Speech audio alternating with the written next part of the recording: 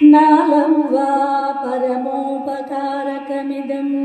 त्वेकं पशूनां पते पश्यन् कुक्षिगताश्चराचरगणान् बाह्यस्थितान् रक्षितुम्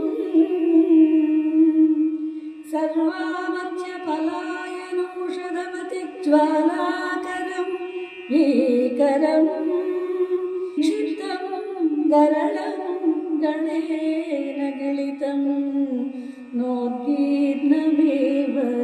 त्वया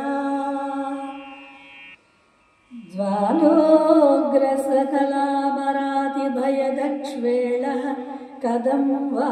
त्वया दृष्टः किं च करे धृत करतले किं पक्वजम्बूफलम् जिह्वायां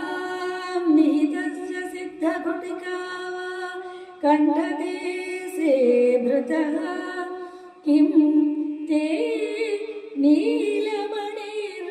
नीलमणिर्विभूषणमयं सिंहो महात्मन् वद नालं वा सकृदेव देव भवतः सेवा नतिर्वानुतिः पूजा वा स्मरणं कथा श्रवणमप्यालोकनं मादृशां स्वामिन्नस्तिरदेवतानुसरणायासेन किं लभ्यते का वा मुक्तिरितः कुतो भवति चेत् किं प्रार्थनीयं तदा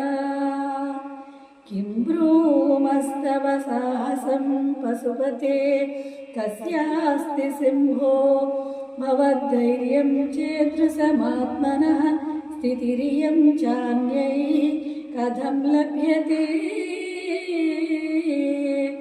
भ्रश्चिद्देवगणं त्रसन्मुनिगणं नश्चित्रपञ्चं लयं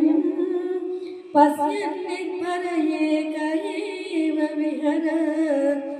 आनन्दसान्द्रो